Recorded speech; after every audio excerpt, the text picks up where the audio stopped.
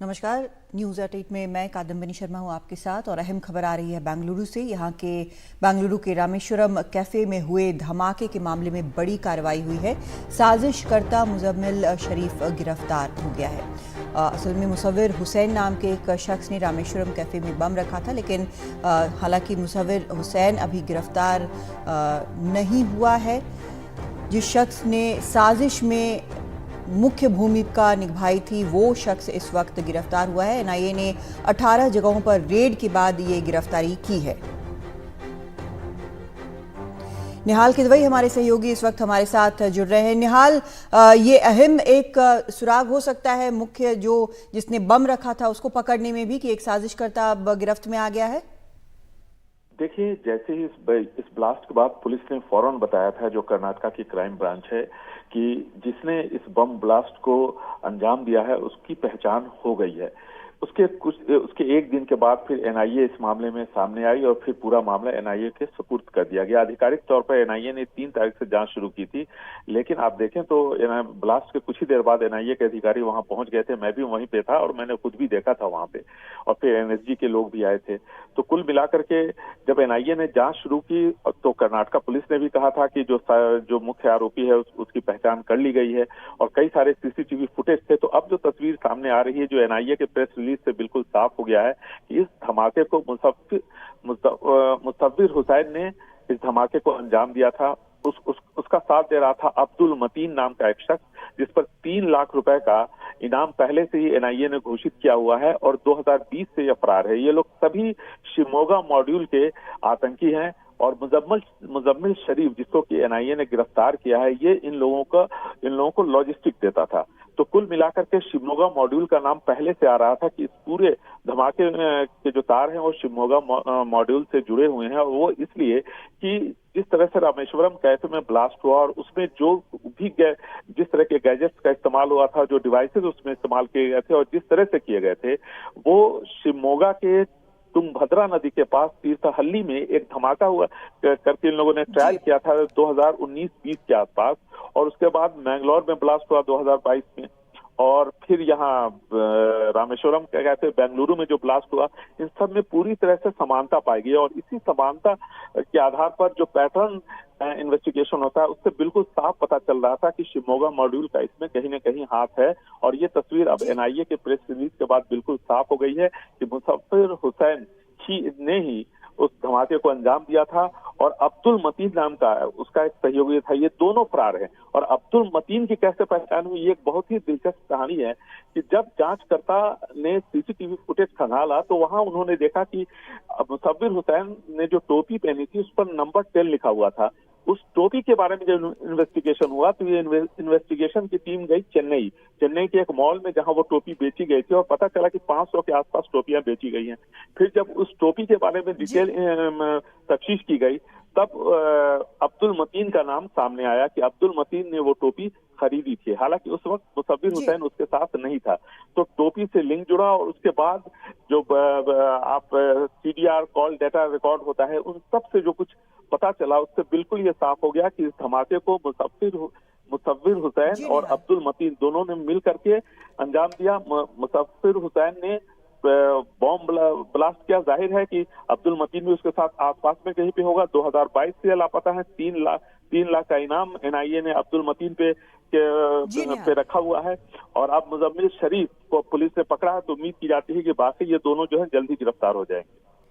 बहुत शुक्रिया आपका निहाल इस पूरी जानकारी के लिए। तो मुख्य साजिशकर्ता की गिरफ्तारी हुई है और उम्मीद की जा रही है कि बाकी जो दोनों मुख्य आरोपी हैं रामेश्वरम कैफे ब्लास्ट के, वो भी जल्द गिरफ्तार होंगे।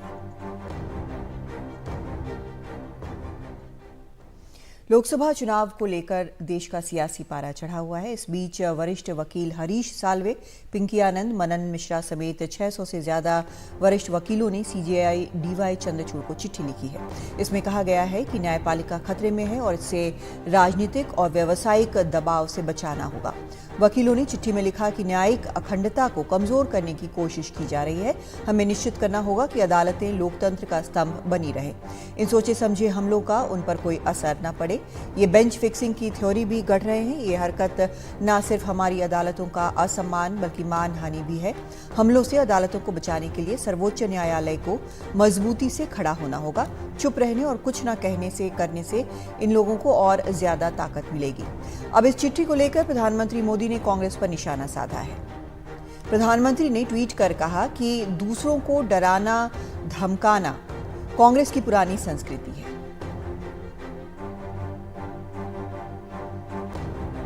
करीब 50 साल पहले उन्होंने प्रतिबद्ध न्यायपालिका की बात कही थी।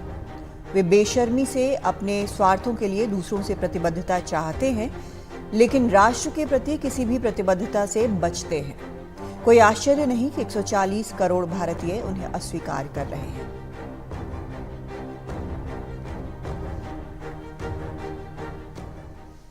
और अरविंद केजरीवाल की ईडी हिरासत 1 अप्रैल तक बढ़ा दी गई है। आज अदालत में अरविंद केजरीवाल ने खुद अपना पक्ष रखा और सवाल उठाए कि जिस आधार पर किसी आम आदमी को भी गिरफ्तार नहीं किया जा सकता, उस आधार पर एक मौजूदा मुख्यमंत्री को गिरफ्तार कर लिया गया।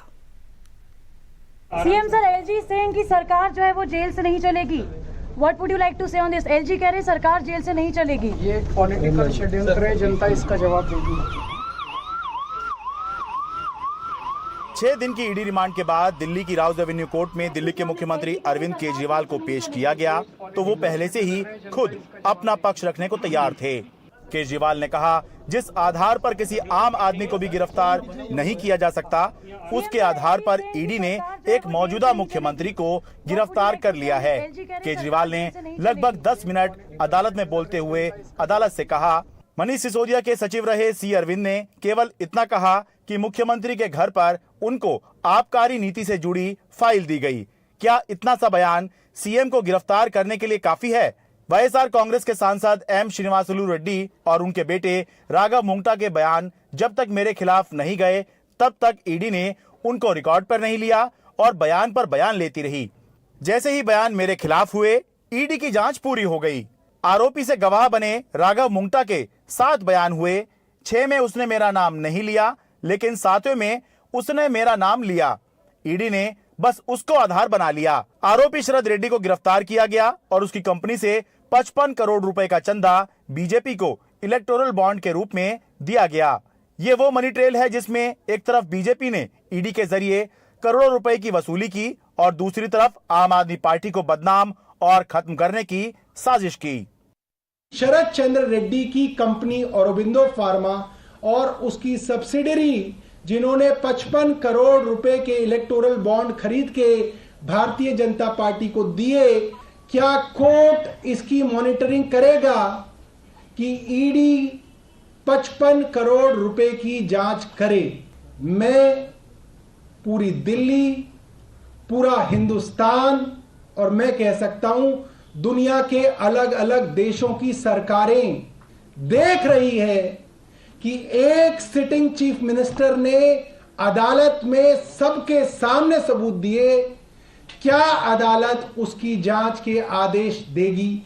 ईडी ने अरविंद केजरीवाल का विरोध किया और कहा कि उसके पास पुख्ता सबूत हैं जो ये साबित करते हैं कि आम आदमी पार्टी को 45 करोड़ रुपए हवाला के जरिए गोवा चुनाव के लिए दिए गए। ईडी ने डिजिटल डेटा परीक्षण और अरविंद केजरीवाल का कुछ लोगों से आमना सामना करवाने के लिए 7 दिन की रिमांड मांगी। अरविंद केजरीवाल की तरफ से रिमांड का विरोध नहीं किया गया, बल्कि कहा गया कि हम पूरी तरह से जांच में सहयोग करने को तैयार हैं। लिहाजा अदालत ने 4 दिन की ईडी हिरासत में केजरीवाल को भेज दिया। सच ये है कि दिल्ली की जनता को लूटा गया है, दिल्ली की जनता को ठगा गया है, शराब नीति में चोरी की गई है और अरविंद केजरीवाल उसके सूत्रधार हैं।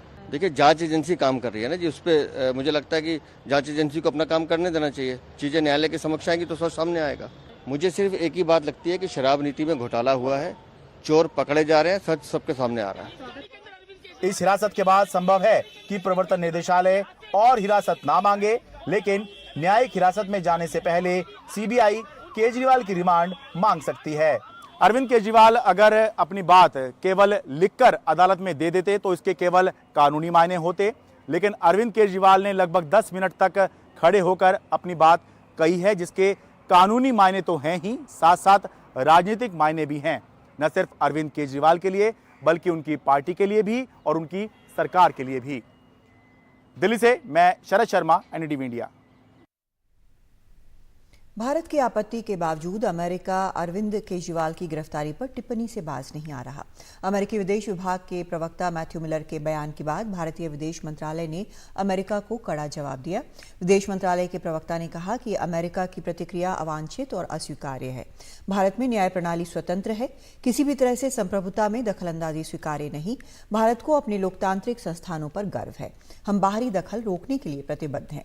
मैथ्यू मिलर ने केजरीवाल को लेकर कहा कि अमेरिका निष्पक्ष, पारदर्शी और समय पर कानूनी प्रक्रियाओं को अंजाम तक पहुंचाने का समर्थन करता है और हमें नहीं लगता कि इस पर किसी को आपत्ति होनी चाहिए।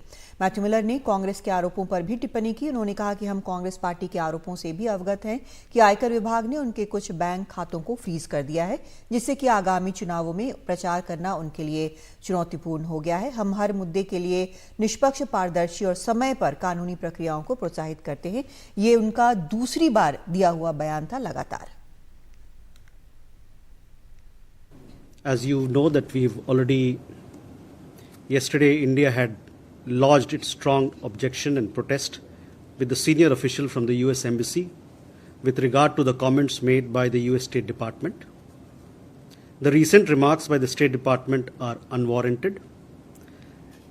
Any such external imputation on our electoral and legal processes is completely unacceptable. India is proud of its independent and robust democratic institutions. We are committed to protect them from any form of undue external influences. मशहूर अभिनेता गोविंदा ने राजनीति में वापसी कर ली है। वो महाराष्ट्र के सीएम एकनाथ शिंदे के नेतृत्व वाली शिवसेना में शामिल हुए। गोविंदा मुंबई की नॉर्थ वेस्ट लोकसभा सीट से चुनाव लड़ सकते हैं। हालांकि जब पत्रकारों ने उनसे चुनाव लड़ने का सवाल किया तो उन्होंने कहा कि ये मुख्यमंत्री शिंदे ही तय करेंगे। गोविंदा इससे पहले 2004 से 2009 तक कांग्रेस सांसद रह चुके हैं।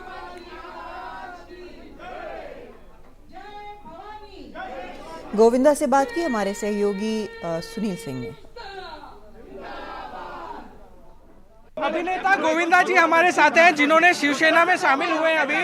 सर, बहुत बहुत स्वागत है। और लोगों को गॉगल पहनना पड़ेगा, पहले ये बताएं, क्योंकि चुभ रहे होंगे। धन्यवाद, ये सवाल दिया कि जवाब दिया। सर, सवाल ही पूछ रहा हूँ, गॉगल पहनना पड़ेगा कि नहीं लोगों को? मैं धन्यवाद दे रहा हूँ। और सर, शिवसेना में शामिल होने का सबसे बड़ा कारण बताएं, क्योंकि बहुत दिनों से अटकलें लगाई जा रही थी कि गोविंदा जी को बहुत जगह से ऑफर है, बट गोविंदा जी ने शिवसेना ज्वाइन की, वो भी शिंदे की। आदरणीय शिंदे साहब मुझे बहुत ही अच्छे लगे और मुझे ऑरा क्लीन लगा आपका। आप छोड़ दो, मुझे छोड़ दो।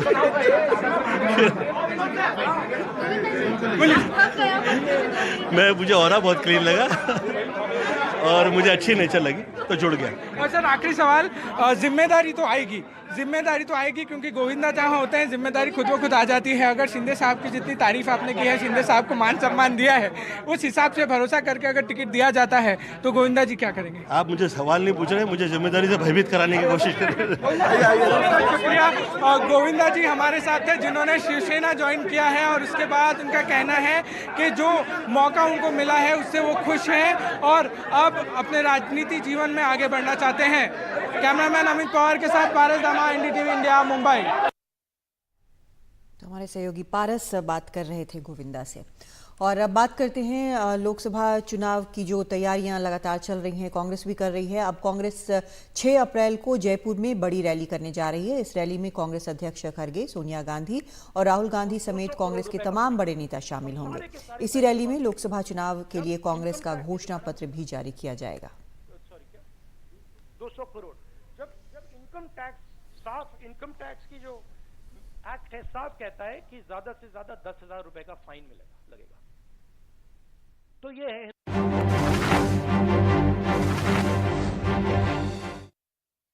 खबर हरियाणा से, जहां पर 12वीं कक्षा की गणित की परीक्षा में जमकर नकल हुई।